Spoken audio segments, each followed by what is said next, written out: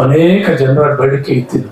ಒಂದು ಐತಿಹಾಸಿಕವಾದ ಕೆಲಸ ಇದೆ. ಬಹಳಷ್ಟು ಜನ ನೊಂದು ಬೆಂದು ಅವರ ಆಸ್ತಿಯ ದಾಖಲಾತಿಗಳನ್ನ ಖಾತೆ ಮಾಡೋದಕ್ಕೆ ಆಗ್ತಾ ಇರ್ಲಿಲ್ಲ. ಇದು ಎಷ್ಟು ಪವಿತ್ರವಾದಂತ ಕಾರ್ಯಕ್ರಮ ಅಂತ ಹೇಳಿದ್ರೆ ಇದಕ್ಕೆ ಮೌಲ್ಯನೇ ಇಲ್ಲ, ಇದಕ್ಕೆ ಬೆಲೆನೇ ಇಲ್ಲ.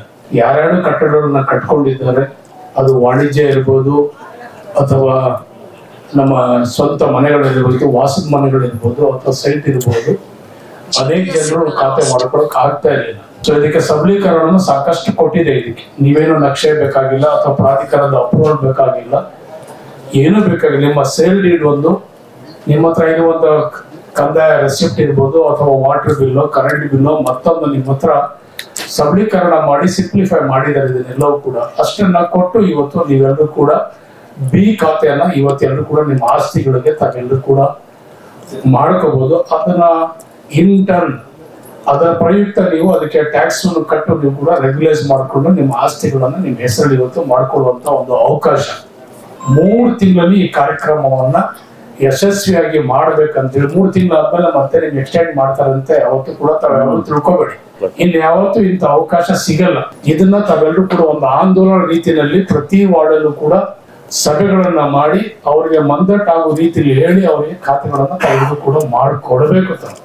ನಗರ ವ್ಯಾಪ್ತಿನಲ್ಲಿ ಎಷ್ಟು ಆಸ್ತಿಗಳಿದೆ ಎಲ್ಲೂ ಕೂಡ ನಮ್ಗೆ ತೆರಿಗೆನೂ ಬರ್ತದೆ, ಅವ್ರಿಗೆ ಆಸ್ತಿ ಹಕ್ಕು ಕೊಟ್ಟಂಗೂ ಆಗ್ತದೆ. ಆ ರೀತಿ ತಾವೆಲ್ಲರೂ ಕೂಡ 3 ತಿಂಗಳು ತಾವೆಲ್ಲರೂ ಕೂಡ ಇದರ ಪ್ರಯೋಜನ ಪಡ್ಕೋಬೇಕು. ತಾವೆಲ್ಲರೂ ಕೂಡ ಎಲ್ಲ ಸಿಬ್ಬಂದಿಗಳನ್ನ ಹೊಸ ಡ್ರೆಸ್ಗಳನ್ನೆಲ್ಲ ಹಾಕೊಂಡು ನಮ್ಮ ಅಧ್ಯಕ್ಷರು ಹೇಳ್ತಾರೆ, ರೇಷ್ಮೆ ಬಟ್ಟೆ ಎಲ್ಲ ಹಾಕೊಂಡು ಒಂದು ಹಬ್ಬದ ರೀತಿಯಲ್ಲಿ ವಾತಾವರಣ ನನಗೆ ಬಹಳ ಸಂತೋಷ ಆಯ್ತು. ಯಾಕಂತ ಹೇಳಿದ್ರೆ ಇದು ಸಾಧಾರಣ ಕೆಲಸ ಅಲ್ಲ. ಇದು ಇಡೀ ದೇಶದಲ್ಲಿ ಎಲ್ಲೂ ಕೂಡ ಈ ಒಂದು ಕಾರ್ಯಕ್ರಮವನ್ನ ಯಾವ ರಾಜ್ಯದಲ್ಲಾಗ್ಲಿ, ತಮಿಳುನಾಡು ಆಗ್ಲಿ, ಆಂಧ್ರ ಆಗ್ಲಿ, ಡೆಲ್ಲಿ ಆಗ್ಲಿ, ಜಾರ್ಖಂಡ್ ಆಗ್ಲಿ, ಉತ್ತರ ಎಲ್ಲೂ ಕೊಟ್ಟಿಲ್ಲ. ಇದು ಮೊಟ್ಟ ಮೊದಲನೇದಾಗಿ ಇವತ್ತು ನಮ್ಮ ಜನಕ್ಕೆ ಕೊಟ್ಟಿರುವಂತ ಒಂದು ಕೊಡುಗೆ ಇದು. ತಮ್ಮ ಮನವಿ ಏನಂದ್ರೆ ಆದಷ್ಟು ಎಲ್ಲ ಬಡವರಿಗೆ ಯಾರ್ಯಾರು ವಿಚಾರವನ್ನ ತಿಳಿಸ್ಬೇಕು, ಅವ್ರಿಗೆ ಅಕ್ಕಪಕ್ಕದವ್ರಿಗೆ ವಾರ್ಡ್ಗಳಲ್ಲಿ ಎಲ್ಲಾ ರೀತಿಯಲ್ಲೂ ಕೂಡ ಅವ್ರಿಗೆಲ್ಲರೂ ಕೂಡ ಈ ವಿಷಯವನ್ನ ತಿಳಿಸಿ ಖಾತಾ ಮುಕ್ತ ಒಂದು ನಗರ ಆಗ್ಬೇಕು. ಯಾರಿಗೂ ಖಾತೆ ಇಲ್ಲ ಅಂತ ಹೇಳ್ಬಾರ್ದು, ಖಾತಾ ಮುಕ್ತವಾಗಿ ತಾವೆಲ್ಲರೂ ಕೂಡ ಈ ಒಂದು ನಮ್ಮ ರಾಮನಗರ ಇದನ್ನ ತಾವೆಲ್ಲರೂ ಕೂಡ ಮಾಡ್ಬೇಕು. ಇಲ್ಲಿ ನಮ್ಮ ನಗರಸಭೆಯಲ್ಲಿ ಏನ್ ಗಲಾಟೆ ಅಂದ್ರೆ ಬರೀ ಖಾತೆಗಳದ ಗಲಾಟೆ. ಮೊದಲು ನೀರ್ ಗಲಾಟೆ ಇತ್ತು, ಈಗ ನೀರು ಮುಗೀತು. ಈಗ ಸದ್ಯ ಎಲ್ಲೋ ಒಂದು ಕಂಪ್ಲೇಂಟ್ ಇಲ್ಲ. ನಾವು ಆರಾಮಾಗಿ ಬಂದು ರಾಮನಗರಕ್ಕೆ ನಿದ್ದೆ ಚೆನ್ನಾಗಿ ಮಾಡ್ತಾ ಇದ್ದಿಲ್ಲ, ನಿದ್ದೆನೇ ಮಾಡಕ್ ಕೊಡ್ತಾ ಇಲ್ಲ ನಮ್ಗೆಲ್ಲರೂ ಕೂಡ. ಸೊ ಇವತ್ತು ನೀರಿನ ಸಮಸ್ಯೆ ಹೋಗಿದೆ.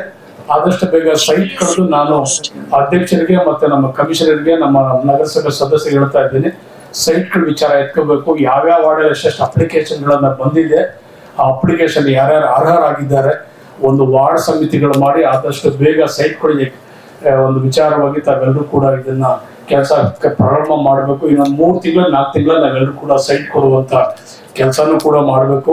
888 ಏನು ಸ್ಲಮ್ ಬೋರ್ಡ್ ಇಂದ ನಮ್ಗೆ ಮನೆ ಸ್ಯಾಂಕ್ಷನ್ ಆಗಿತ್ತು, ಅದನ್ನ ಸ್ಟಾಪ್ ಮಾಡಿಬಿಟ್ಟಿದ್ರು. ಮತ್ತೆ ನಾನು ನಮ್ಮ ಹೌಸಿಂಗ್ ಮಿನಿಸ್ಟರ್ ಜಮೀರ್ ಸಾಹೇಬ್ರ ಹತ್ರ ಕೂತ್ಕೊಂಡು ಮತ್ತೆ ಅದನ್ನ ಸ್ಯಾಂಕ್ಷನ್ ಮಾಡಿ ಎಲ್ಲಿ ನಾವು 7 ಎಕರೆನಲ್ಲಿ ನಾವು ಕಟ್ಟಬೇಕಂತ ತೀರ್ಮಾನ ಮಾಡಿದ್ದು, ಅಲ್ಲಿ 7 ಎಕರೆನಲ್ಲಿ 888 ಮನೆ ಕಟ್ಟಲಿಕ್ಕೆ ಮತ್ತೆ ಮೊನ್ನೆ ಒಂದು ವಾರದಲ್ಲಿ ಮತ್ತೆ ಸರ್ಕಾರ ಪರ್ಮಿಷನ್ ಕೊಟ್ಟಿದೆ.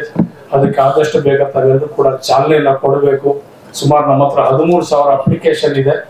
ಅದೆಲ್ಲವೂ ಕೂಡ ವಾರ್ಡ್ ವೈಸ್ ತಾವೆಲ್ಲರೂ ಕೂಡ ಬೈಫರ್ಗೇಷನ್ ಮಾಡಿ ಯಾರ್ಯಾರಿಗೆ ಮನೆಗಳಿಲ್ಲ ಅಂತವ್ರಿಗೆ ಮಾತ್ರ ನಾವೆಲ್ಲರೂ ಕೂಡ, ಯಾರ್ಯಾರಿಗೆ ನೆಲೆ ಇಲ್ಲ, ಯಾರ್ಯಾರಿಗೆ ಸೂರಿಲ್ಲ ಅಂತವ್ರಿಗೆ ಒಂದು ಅವಕಾಶ ತಾವೆಲ್ಲರೂ ಕೂಡ ಮಾಡ್ಕೊಡ್ಬೇಕಂತ ಹೇಳಿ ನನ್ನ ಮಾತನ್ನ ಮುಗಿಸ್ತೀನಿ. ಜೈ ಹಿಂದ್, ಜೈ ಕರ್ನಾಟಕ.